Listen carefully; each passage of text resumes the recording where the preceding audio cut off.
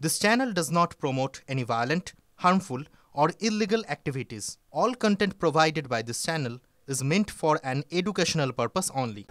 নবান্ন অভিযানে পুলিশের বিরুদ্ধে মারধরের অভিযোগ। বেসরকারি হাসপাতালে তিলোত্তমার মা পুলিশের মারেই মাথা ফুলে গেছে। অভিযোগ করছেন তারা। পুলিশের দাবি তিলোত্তমার মাকে আঘাত করা হয়নি।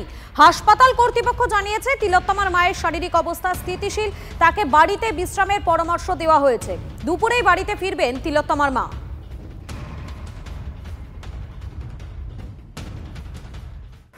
কালকে তো আমি আতঙ্কিত হয়ে পড়েছিলাম।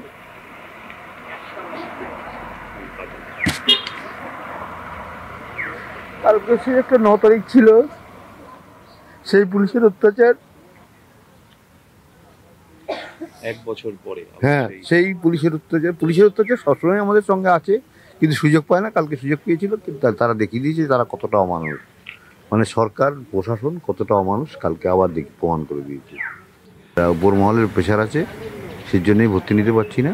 একটা পুলিশের গাড়ি কথা বলছি, পুলিশের একটা গাড়ি কালকে যখন আমরা এসেছি তারপর থেকেই দেখছি হসপিটালে। আমি যতবার বাইরে বেরিয়েছি দেখি একটা গাড়ি দাঁড়িয়ে আছে। আমি যে কৌতূহলবশত ওনাকে জিজ্ঞেস করি যে আপনারা এখানে কী ব্যাপার, কাছে গিয়ে জিজ্ঞেস করছিলাম।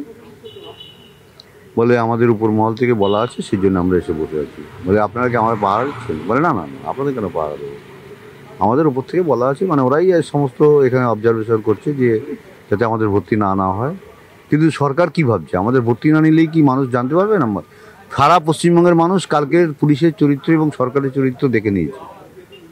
গত 9ই আগস্ট আমার মেয়েটাকে মারা হয়েছিল, এবং আজ গতকাল আবার 9ই আগস্ট 2025, 1 বছর পরেও সেই সরকারের যে আতঙ্ক যায়নি। সেই আতঙ্ক কোনোরকমভাবে সরকার আমাদের বাগে আনতে পারছে না।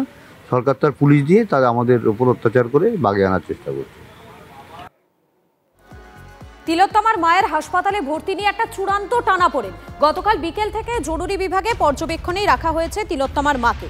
নিউরো সার্জন ভর্তির সুপারিশ করলেও তা মানা হয়নি। রাজ্যের চাপেই নাকি ভর্তি করছে না বেসরকারি হাসপাতাল। আদালতে মামলা লঘু করতেই ভর্তি প্রক্রিয়ায় গড়িমসির অভিযোগ তিলোত্তমার পরিবারের।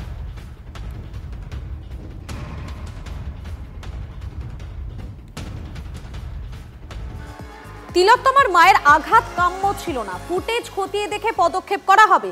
কিভাবে আঘাত পেলেন খতিয়ে দেখা হচ্ছে, জানালেন কলকাতা পুলিশের সিপি মনোজ বর্মা।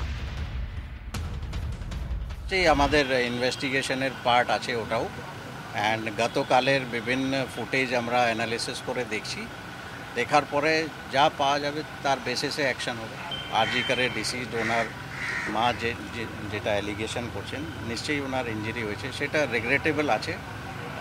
এটা অ্যাকচুয়ালি হওয়া উচিত নেই, কিন্তু কেন হলো, কী কারণে হলো, পুলিশের যেটা অ্যালিগেশন হচ্ছে দ্যাট পুলিশ মেরেছে, সেই অ্যালিগেশন সত্যি কি মিথ্যা, এগুলো সব অ্যাঙ্গেল দেখা হচ্ছে।